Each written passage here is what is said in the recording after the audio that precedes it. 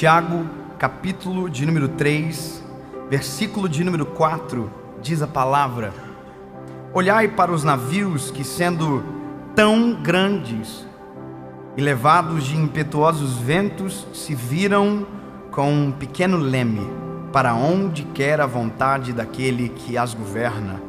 Assim também é a língua, um pequeno membro, e gloria-se de grandes coisas.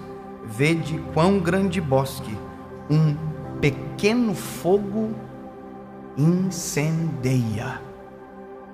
Essa é a primeira ministração, talvez, que você esteja ouvindo aqui, e talvez a mensagem que vai dar início no seu ano. Eu quero dizer uma coisa: essa palavra ela é extremamente importante. Esse texto é extremamente rico, porque ele está dizendo que um foguinho desse tamanho coloca fogo em uma floresta inteira. Esse texto está dizendo que um leme, pequeno leme, comparado ao navio que o governa, muda a direção de um navio contra o vento. Ou seja, o navio é grande, o vento é forte, mas um leme pequeno consegue mudar o destino de um navio. Eu não sei se você já viu o tamanho de um leme comparado ao tamanho da embarcação. É pequeno. E eu não sei se você já parou para perceber qual é o tamanho da sua língua comparado a você. E esse é o maior perigo do ser humano, porque a nossa língua governa o nosso corpo muito mais do que os nossos músculos. A nossa língua domina muito mais a nossa história do que propriamente a força das nossas pernas para caminhar. A nossa língua determina muita coisa. Com os nossos lábios nós determinamos muitas coisas. E eu quero que você entenda o quão isso é importante. Por isso que quando Tiago está escrevendo esta carta, ele está dizendo: olha, a língua ela é terrível se você não cuidar. É como se fosse um veneno para a própria carne, para a própria alma. Veneno. Você já imaginou que dentro de você tem um veneno? E aí a Bíblia vai dizer que, como um cavalo que é colocado freio na língua para refrear, você consegue controlá-lo. E a maior dificuldade nossa é justamente frear a nossa língua.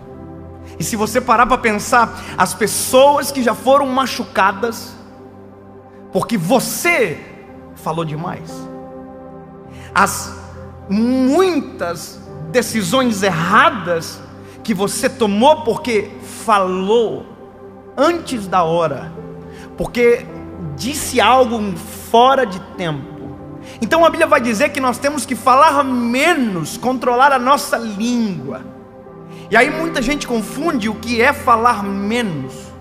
Eu não estou falando de quantidade de palavras, por mais que a pesquisa científica mais agora aproximado do nosso tempo diz que um ser humano comum fala de 7.000 a 20.000 palavras por dia. E só diminuiu porque a gente usa hoje muito o WhatsApp, a não ser quem manda áudio de 10 minutos. E existem essas pessoas. Mas deixa eu dizer uma coisa para você. Quem você acha que fala 7.000 e quem você acha que fala 20.000 palavras? Sabe, a Bíblia diz que na multidão de palavras não falta pecado. Provérbios diz isso. Ou seja, quanto mais nós falamos, mais chances de errar nós temos. A gente acabou de chegar em 2020, e por isso essa palavra é tão importante exatamente agora. Porque para pensar em 2019, quanto que você falou e quanto de coisa que não devia você falou. Quanta gente não chegou com você até 2020 porque em 2019 os seus lábios, a sua língua feriu. Quantas coisas você deixou de viver, porque na hora que tinha que calar, falou, e na hora que tinha que falar, ficou em silêncio. A Bíblia vai dizer: na multidão de palavras não falta transgressão. Provérbios também diz: como maçãs de ouro em salvas de prata são as palavras ditas ao seu tempo.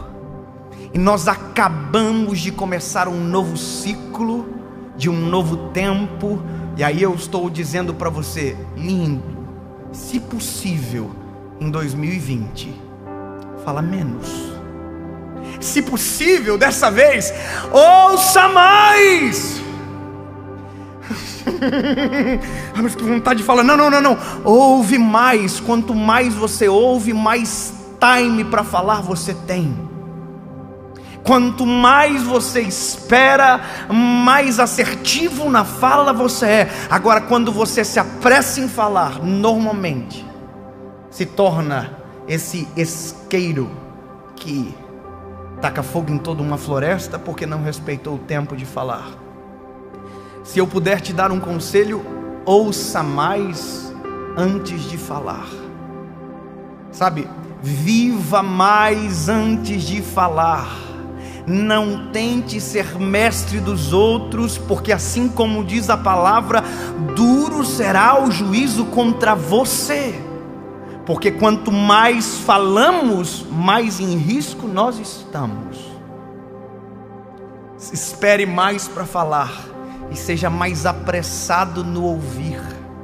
Sabe, resguarde o seu coração, resguarde a sua vida, espere para falar, para que quando os seus lábios se movam, quando a sua língua se movimente, haja cura através dos teus lábios, haja palavras de bênção através dos teus lábios, haja vida nova através dos teus lábios, para que quando a sua boca se abra, seja Deus falando a partir de você, e não aquilo que está tentando fugir de controle domine você a partir da sua língua. Não se esqueça, é um leme de um grande navio. A sua língua é o leme da sua história. E se você quiser, esse leme leva para longe. Como também, se você deixar, esse leme leva você para o centro da vontade de Jesus.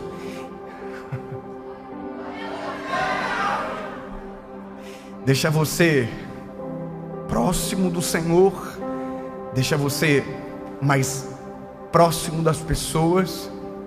E quanto menos você falar, mais vontade de ouvir você vai ter. E quanto mais você ouvir, todas as vezes que você falar, a sua fala terá um fruto determinado pelo Senhor. Eu falo todos os dias. A gente fala todos os dias.